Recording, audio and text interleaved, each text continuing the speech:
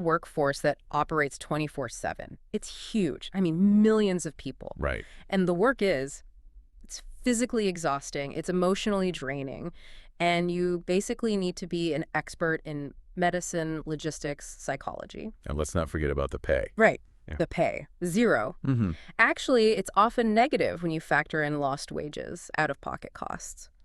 And here's the kicker. Most of these people are totally untrained, they're unsupported, and they're often doing it completely alone. We're talking about the invisible workforce. We are informal caregivers. Yeah. People looking after aging parents or a spouse with dementia or kids with really complex medical needs. And usually we talk about the problem, the burnout, the isolation, the crisis. Always the crisis. But today we're doing something a little different. We're looking at a solution, or at least a very specific, very structured attempt to create a lifeline. It is a fascinating document. We are doing a deep dive into a draft guide called The Christian Care Mentor, a guide to sharing God's love with informal caregivers. Now, before you tune out thinking this is just some, religious pamphlet. Yeah, stick with us on this one. Because the framing is, yes, explicitly faith-based, but the actual structure of this thing is incredibly sophisticated. It is not just a thoughts and prayers guide. Not at all. That was the first thing that really grabbed me. This isn't just one person's idea. The source material says it traces its roots all the way back to Carers WA in Australia. Which is a big secular organization. A major one. Then it was adapted by the Ontario Caregiver Organization in Canada. And now this version is taking that sort of clinical secular model and translating it for a Christian ministry. It's like open source software, but for empathy. Exactly. It's iterating on what works. Yeah. And the goal is to build a 1.1 peer mentoring program. So let's get into that, the core mission. Yeah. What is this guide actually trying to build? Because it says mentoring, but when I hear that, I think of, career coaching. Here's how to get promotion. Yeah, or here's how to fix your business. This is different. Completely different. This is a training manual for peer mentoring that's based on this concept called lived experience. I saw that phrase everywhere in the text. A steward of lived experience. Let's unpack that. It sounds poetic, but what does it mean, practically? It's the idea that the gritty reality of being a caregiver, the sleepless nights, dealing with doctors, the emotional toll, that stuff isn't baggage. Right. It's an asset. It's a credential.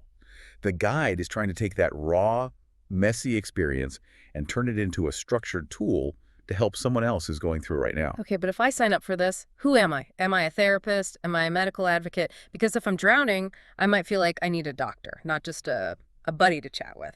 And the guide is so strict about that distinction. I mean, almost aggressive about it. Really? Yeah. In the intro, it spells out what this role is not. Peer support does not replace clinical care. It's not medical advice. It is definitely not crisis intervention. If someone's having an emergency, you hang up and you call 911. You don't mentor them through a heart attack. Exactly. So if I'm not fixing their medical problems and I'm not their therapist, what am I actually doing? You're walking alongside. The whole philosophy in Chapter 1 is really powerful. It says the goal is presence rather than advice. Presence rather than advice. I mean, that sounds nice on a greeting card, but practically speaking, that is really hard to do. It is incredibly hard. It goes against, like, every human instinct. Right.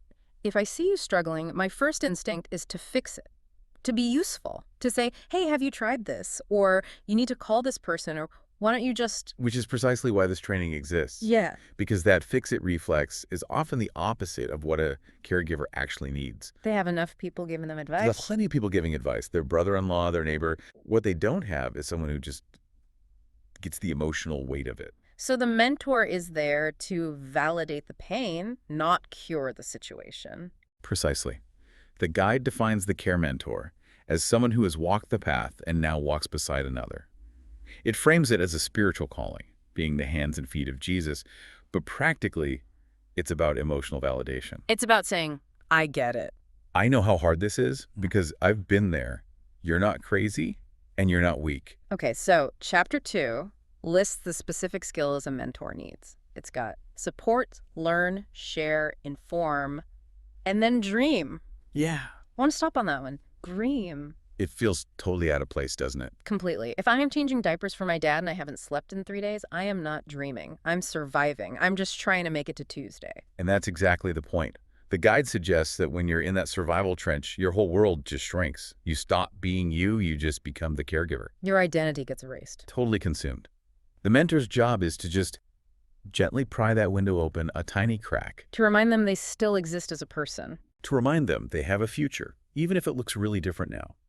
It's about sparking that tiny bit of hope that says, this situation is all-consuming, but it is not all you are. And it connects this to some pretty heavy core values like hope, integrity, self-determination. And it links those directly to the concept of God's grace. Yeah, it anchors the psychology and theology. And whether you share that faith perspective or not, the psychological utility of that is huge. It reframes this whole experience from just a tragic burden to a journey that has dignity. It's about restoring agency. One of the core values is self-determination. The guide is so clear. You respect the caregiver's ability to know what's right for them. You're not the expert on their life You're just an expert on empathy. because you have a similar scar. Exactly. Okay, so that's the soft skill side of it. The heart, empathy, presence, dreaming. I get that. But then I got to the part that lays out the logistics, and honestly, I was shocked by how rigid it is. It's surprisingly locked down, isn't it? It's not just let's hang out whenever. No, I assumed peer support would be, grabbing a coffee or maybe coming over so the caregiver can take a nap. Right, something practical. But the guide says absolutely not. Correct. The rule is explicit. This program is for phone communication only. Why? That feels so distant. I'm here for you, but only through a speaker. The guide gives two main reasons: safety and boundaries. But let's dig into that. Why do you think they're so against meeting in person? Well, safety is obvious. You don't want volunteers going into strangers' homes. You have no idea what the situation is. Right. But it's also about accessibility Yeah. and sustainability. If you require in-person meetings, you shrink your mentor pool dramatically. Oh, that's true. You need people who can drive, who live nearby, who have that specific block of free time. Phone only means a mentor can be anywhere. They can do it in their pajamas after their own kids are asleep. It lowers the barrier to entry for sure. But there's a psychological piece too. It removes visual judgment. What do you mean? If I come to your house, I see if it's messy. I see if you haven't done the dishes. I see the medical equipment everywhere. Yeah. By keeping it to the phone, all that visual noise is just gone. So the connection has to be purely about the conversation. Exactly. And that ties into the anonymity rules. Right. First names only. No last names, no addresses, no workplaces. Again, it protects against what you could call Google stalking. If I know your last name, I might start making all kinds of assumptions about you. Or I'll find you on Facebook. This strips all that away. It equalizes things. It equalizes the playing field. It doesn't matter if you're a CEO or you're unemployed. Right now, you are just two people who get it. It keeps the relationship pure And safe. and safe. It prevents things from getting messy. Speaking of messy, let's talk about the time limits. This is where the system part really kicks in. Yeah. A mentor commits for a year, but the actual match with a caregiver is recommended to last for only 6 months. This is a critical piece of the architecture. Why do you think they do that? Why limit it? My first thought is burnout. For the mentor. If I have to support someone forever, that's a heavy weight. That's a huge part of it, yes.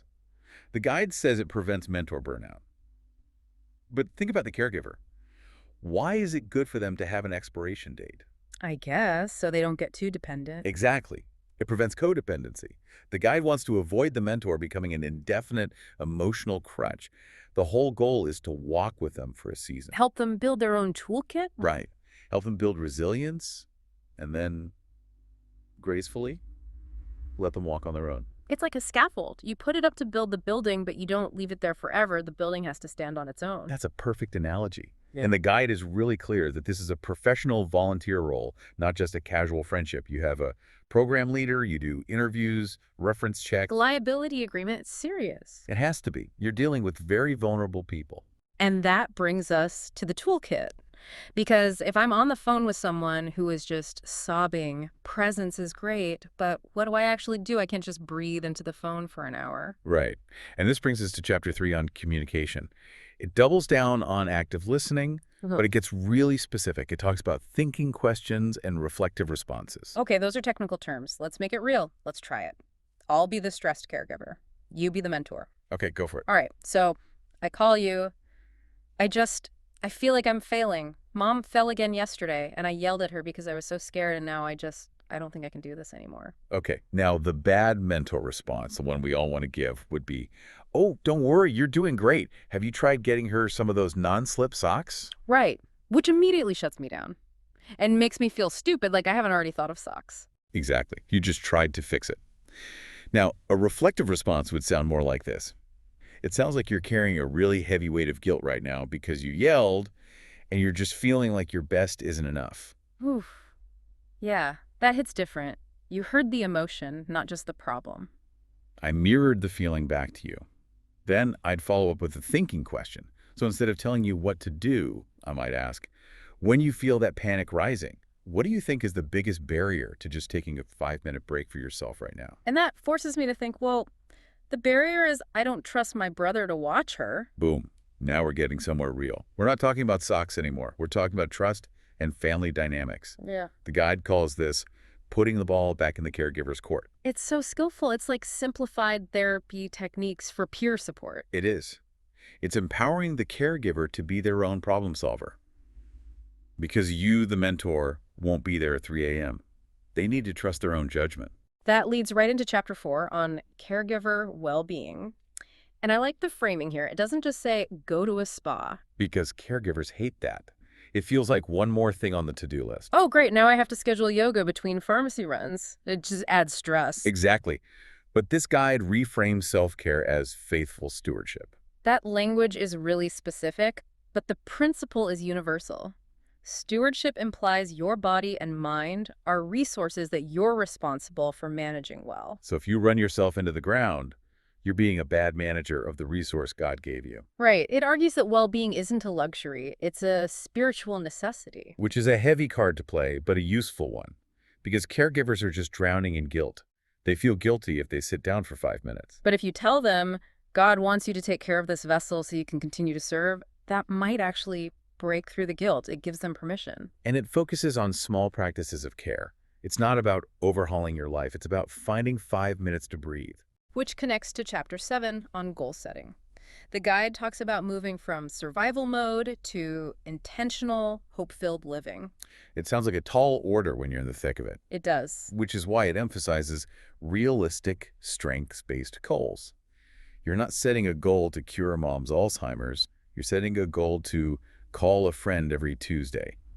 It's about reclaiming tiny pieces of your life. Okay, we have to talk about the B word, boundaries. Chapter 8, probably the most important chapter in the whole guide. I think so. In any kind of helping role, boundaries are the first thing to just crumble. You want to give everything. But this guide frames boundaries as something that protects love, identity, and faithfulness. That's an interesting spin, isn't it? Protecting love. Yeah. It means if I don't have boundaries, I'm going to stop loving you and start resenting you. Exactly. Burnout kills compassion. If I let you call me at 2 a.m. every single night, eventually I'll stop picking up the phone. And I'm going to be angry when I see your name. The guide actually trains mentors to recognize warning signs in themselves. Irritability, avoiding calls, fatigue. And it talks about the grace of saying no. Which is a beautiful phrase. It is. But what does it mean in practice? It means accepting you cannot be everything to everyone. You are not their savior. You're just a person. If a caregiver asks for money or wants to meet up or calls constantly outside the agreed-upon times, the mentor has to say no. The guide says this is what keeps the care sustainable. And this is where the documentation comes in. I saw that mentors are encouraged to record a brief call summary after every single interaction. It sounds so bureaucratic, doesn't it? Talk to Jane for 20 minutes. But think about the liability. True. If a situation escalates to a crisis suicide risk, abuse, those notes are absolutely vital. You can't just rely on memory. But it also forces the mentor to decompress, right? Yes, that's the other side of it.